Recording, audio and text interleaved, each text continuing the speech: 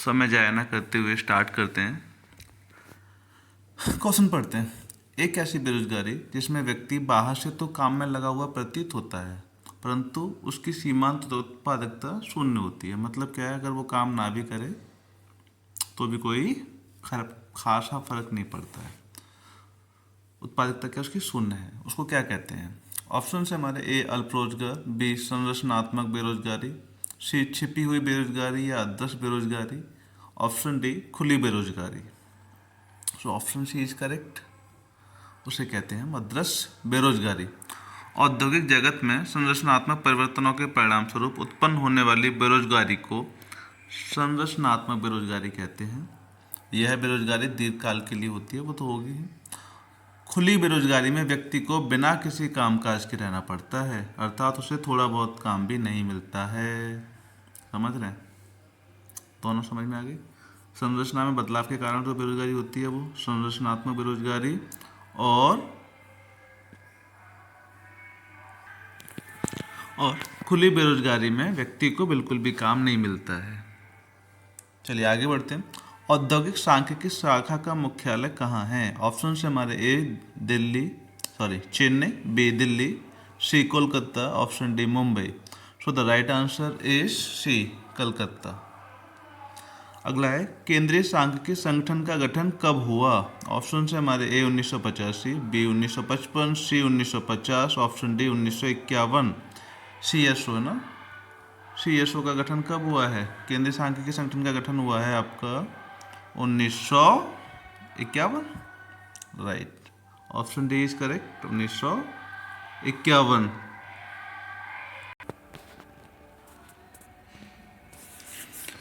CSO केंद्रीय सांख्यिकी संगठन की स्थापना 2 मई 1951 को हुई है और CSO ने 55-56 से कार्य करना प्रारंभ किया है। इसका मुख्यालय कहाँ है? दिल्ली है। और यह सांख्यिकी और कार्यक्रम क्रियान्वयन मंत्रालय के अंतर्गत कार्य करता है और यह प्रतिवर्ष अपनी रिपोर्ट प्रस्तुत करता है। इससे इसकी जो रिपोर्ट होती है उसका नाम होता है राष्ट्रीय लेखा सांख्यिकी। इसका एक सामान्य नाम होता है श्वेत पत्र। इसने राष्ट्रीय आय के अनुमान के लिए भारतीय अर्थव्यवस्था को 3 क्षेत्रों में विभाजित किया है। प्राथमिक क्षेत्र किससे संबंधित है? कृषि से। द्वितीय क्षेत्र औद्योगिक क्षेत्र को कहते हैं। तृतीय क्षेत्र सेवा क्षेत्र। ठीक है, आगे बढ़ते हैं। NSSO का गठन कब हुआ? National sample survey organisation. इसका गठन हुआ है साहब सबसे पहले CSO से पहले हुआ है, मतलब 1950 में। अब इसका काम क्या है उसको आप पढ़ लीजिए एक बार। NSSO का नाम नेशनल सैंपल सर्वे ऑर्गेनाइजेशन या राष्ट्रीय नमूना सर्वेक्षण संगठन है। इसकी स्थापना 1950 में की गई और उसका पुनर्गठन 1970 में किया गया है।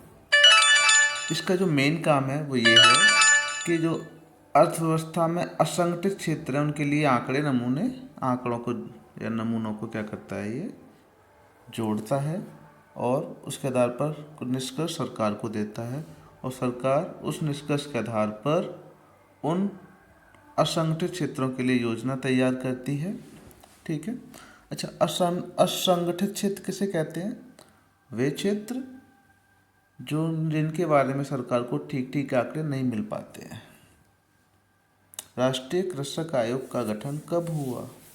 ऑप्शन है हमारे: A 2010, B 2014, C 2009, option D 2004।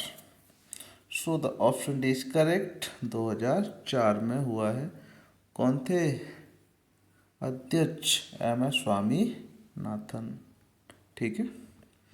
कृषि लागत व मूल्य आयोग CACP की स्थापना कब हुई है? ऑप्शन है हमारे: A 1960, B 1965, C 1970, D 1980। So option B is correct, 1965 पढ़ लो। 65 में हुई है। मुख्यालय कहाँ है? नई दिल्ली है।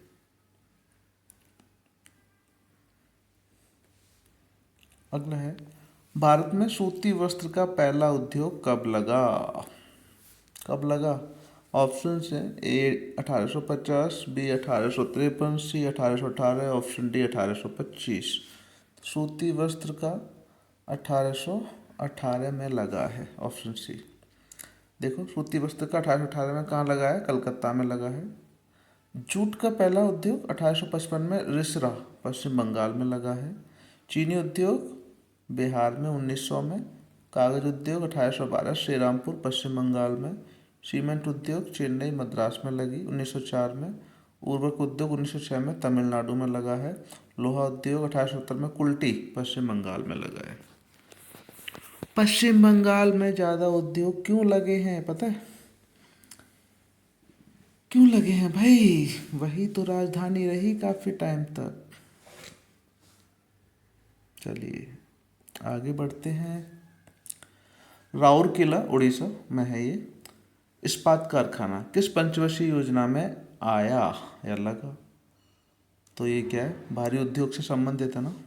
इस्पात कारखाने भारी उद्योग है। भारी उद्योग के विकास कब हुआ है? सेकंड पंचवर्षीय योजना में।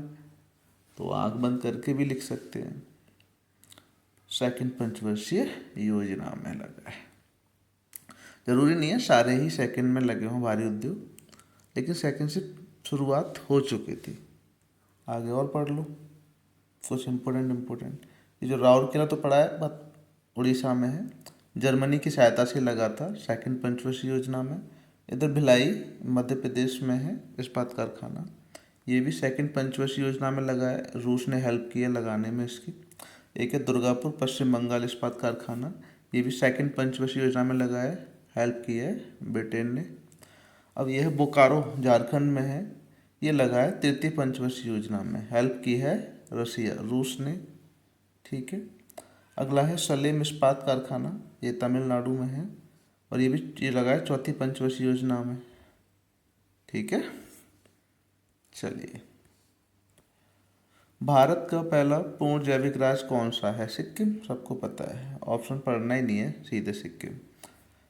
यार इसमें गलत हो गया थोड़ा, सूक्ष्म और लिख लेना। सूक्ष्म लघु एवं मध्यम उद्यम विकास अधिनियम, क्या कहते हैं? MSME act. एमएसएमई एक्ट कब पारित हुआ? दो ऑप्शन है हमारे, 2010, B option 2008, C option 2004, option D 2006। तो option D is correct, MSME act 2006। ठीक है। चलिए आगे बढ़ते हैं। अगला है जीएसटी, इनडायरेक्ट टैक्स है, सबको पता होना चाहिए। अप्रत्यक्ष कर है ये। बेसल फर्स्ट किस वर्ष आया? बेसल फर्स्ट किस वर्ष आया? ऑप्शन है हमारे, ए 1990, बी 1985, सी 1970, ऑप्शन डी 1980। 80 करेक्ट। बेसल क्या है? स्विट्जरलैंड का एक शहर है और जहाँ पर बैंकिंग प्रणाली के लिए नियम कायदे कानून बनाए जाते हैं, तो वहीं से इसका नाम उठा लिया गया है, शहर के नाम से। पढ़ लो एक बार।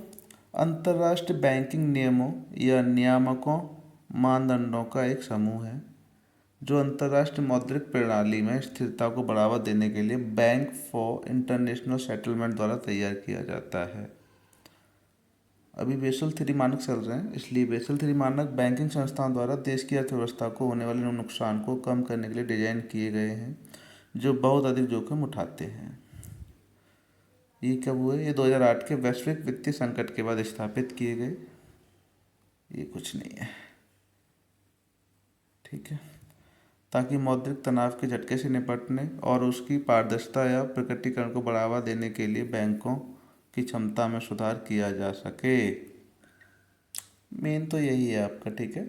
बैंक ऑफ इंटरनेशनल सेटलमेंट, इसके द्वारा बैंकिंग के लिए क्या है, नियम बनाए जा रहे हैं, जिससे क्या है कि बैंकिंग सेक्टर में कभी भी दिक्कतें ना आए और जो दिक्कतें आ रही हैं उनको रिजॉल्व किया जा सके। ठीक है। तो बेसल फर्स्ट 1980 और जो second Basel second 2004, Basel third 2010। ठीक है। चलिए अगला है, भारत की दूसरी हरित क्रांति कब शुरू हुई या कब प्रारंभ हुई? ऑप्शन है हमारे, ए 2010, बी 2015, सी 2000 और option D 2006। D is correct 2006। किसान क्रेडिट कार्ड योजना कब आई? ऑप्शन है हमारे ए 1995 96, बी 91 92, 1998 99, सी ऑप्शन डी 2003 2004। तो ऑप्शन सी इज करेक्ट 98 99 के बजट में। इस योजना के द्वारा किसानों को बैंक अकाउंट के जरिए ऋण की सुविधा उपलब्ध कराई गई। नवरत्नों की स्थापना सबसे पहले कब हुई? सबसे पहले क्या है, स्थापना ही चालू हुआ। चलिए ठीक है। ऑप्शन ए है A 1995, B 1997, C 2000, option D 2003। Navratna 97, option B is correct.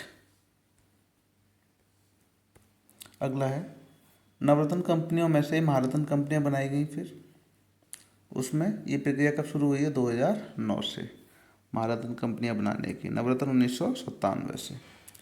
विनिवेश आयोग का गठन कब हुआ? ऑप्शन है हमारे ए 1995, बी 1997, सी 1996, ऑप्शन डी 2000। विनिवेश आयोग का गठन हुआ है 1996, ऑप्शन सी। कुछ पढ़ लो इसके बारे में। विनिवेश आयोग का गठन 1996 में किया गया तथा इसके अध्यक्ष थे जीवी रामकृष्ण। विनिवेश से प्राप्त धन के रख रखाव के लिए भारत की संचित निधि से अलग एक निधि बनाई गई है, राष्ट्रीय निवेश कोष। इसकी स्थापना 2005 में की गई और इस कोष का कुछ अंश सामाजिक कार्यों में भी प्रयोग होता है। विनिवेश है क्या? विनिवेश हो गया है ना, विनिवेश। विनिवेश डिसइन्वेस्टमेंट कहते हैं इसे अंग्रेजी में। यह वह प्रक्रिया है जिसमें सरकारी फर्म में लगी सरकार की पूंजी को सरकार कम करती है, अर्थात उसे निजी हाथों में बेच देती है। इसकी शुरुआत नई आर्थिक नीति से हुई है 1991-92 से, और आज भी सरकारों के आर्थिक सुधारों का ये महत्वपूर्ण अंग है। ठीक है। सरकारी फर्म में सीधा सा समझिए, डिसइन्वेस्टमेंट करना क्या है। इन्वेस्टमेंट मतलब पैसा डालना, डिसइन्वेस्टमेंट में क्या करना है, उसको जो अपना जो शेयर है फर्म में, सरकारी फर्म में, सरकार उसको बेच देती है प्राइवेट फर्मों को, और उससे जो आमदनी होती है उसका प्रयोग सरकारें आगे के लिए करती हैं। चलिए, थैंक यू सो मच।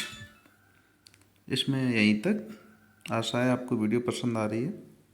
पसंद आए तो वीडियो लाइक करें और हमारे इस चैनल को सब्सक्राइब ज़रूर करें। Thank you so much.